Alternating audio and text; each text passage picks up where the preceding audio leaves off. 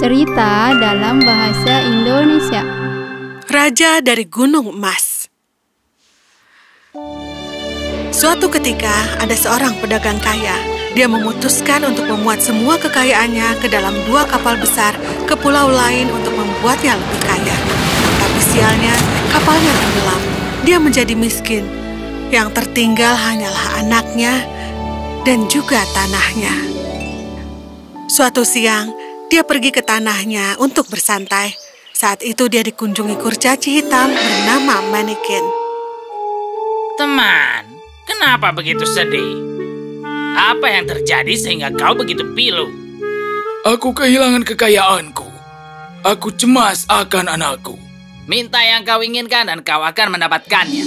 Dan sebagai imbalannya, kau harus memberikan sesuatu yang pertama yang menyentuhmu saat kau pulang. Setelah 12 tahun dari sekarang. Setuju. Saat sang pedagang kembali ke rumah dengan senang, anaknya datang dari belakang dan memeluk kakinya. Dia sadar apa yang telah diperbuatnya tanpa berpikir. Rasa takut menyelimutinya. Dia pergi ke loteng dan memeriksa peti uangnya, dan ternyata kosong. Dia lega karena tidak ada uang. Dia tidak akan menolak. Dia akan menolaknya saat ada. Namun, dia kembali ke loteng beberapa hari kemudian dan menemukan peti penuh dengan emas. Dia menjadi lebih kaya dari sebelumnya. 12 tahun kemudian tiba waktunya saat pedagang itu harus memberikan anaknya kepada sang kurcaci. Nak, ayah harus memberitahu sesuatu yang buruk yang telah kulakukan.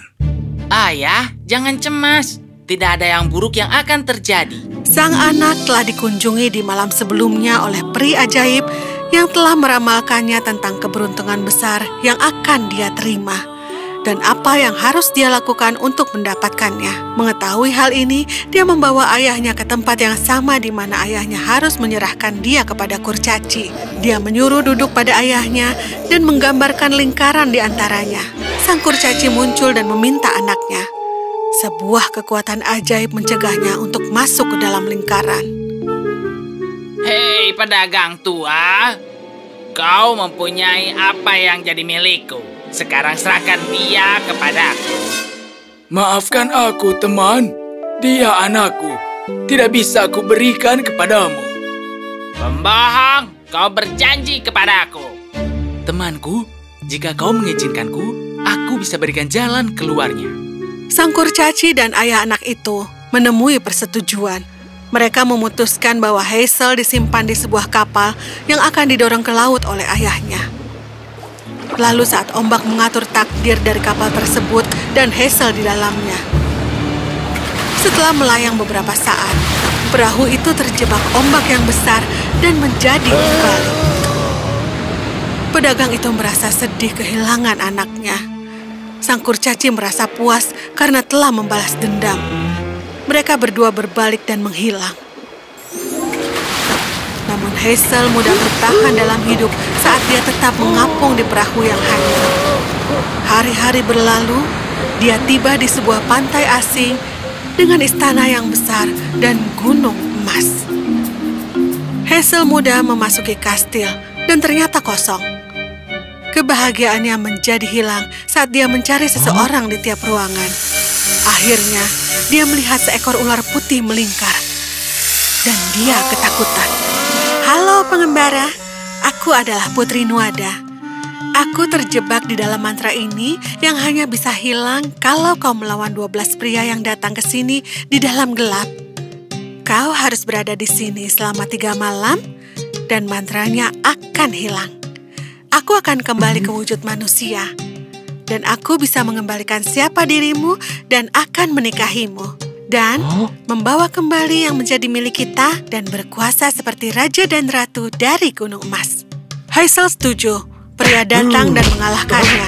Mantranya hilang. Sang putri kembali menjadi manusia.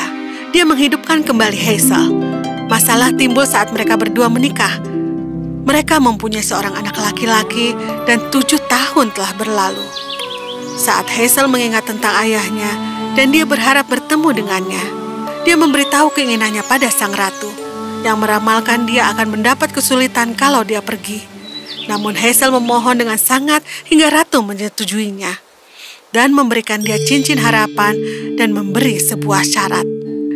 Kau tidak boleh memintaku dan juga anakku untuk ke rumah ayahmu. Hazel setuju, menutup matanya dan berharap dia akan tiba di kota ayahnya.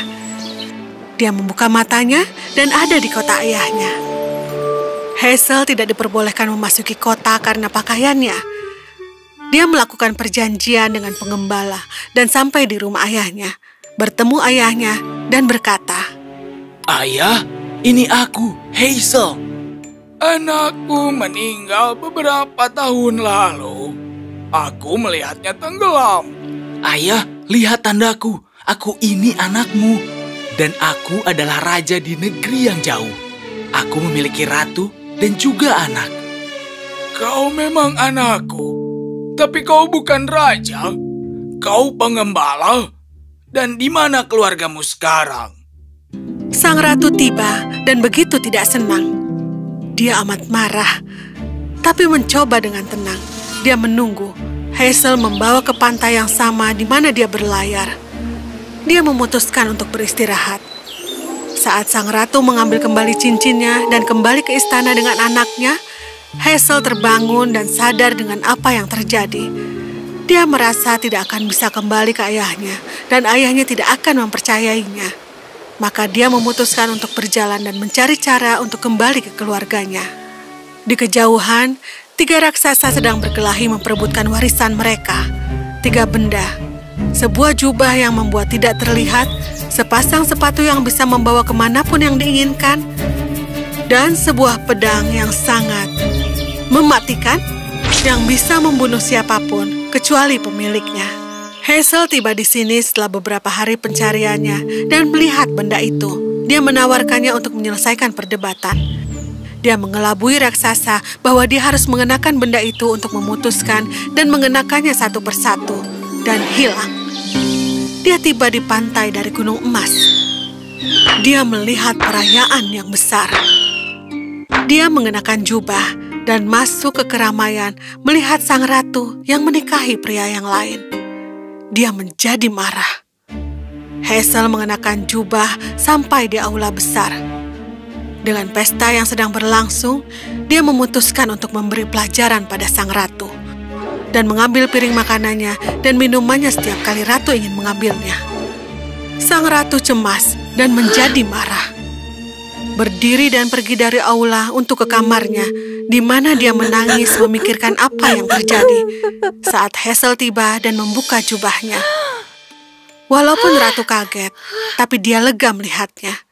Namun, Hazel begitu marah dan berteriak pada sang ratu, melemparkan sesuatu dan membuatnya menangis.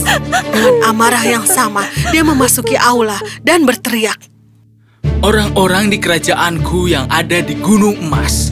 Aku kembali dan pernikahan ini dibatalkan. Namun, dia dihadapkan dengan ejekan dari para tamu bangsawan. Dia marah, lalu menggunakan pedangnya dan berteriak, Semua tewas, kecuali aku. mantra di pedang itu bekerja, dan semua yang ada di sana, termasuk ratu yang dicintainya juga anaknya, tewas. Dia menyadari apa yang telah dia lakukan, bahwa tidak ada keserakahan dan kemarahan yang pantas dikorbankan untuk keluarga. Dia menangis, duduk di singgasananya bagaikan seorang raja kesepian dari Gunung Emas. Selesai.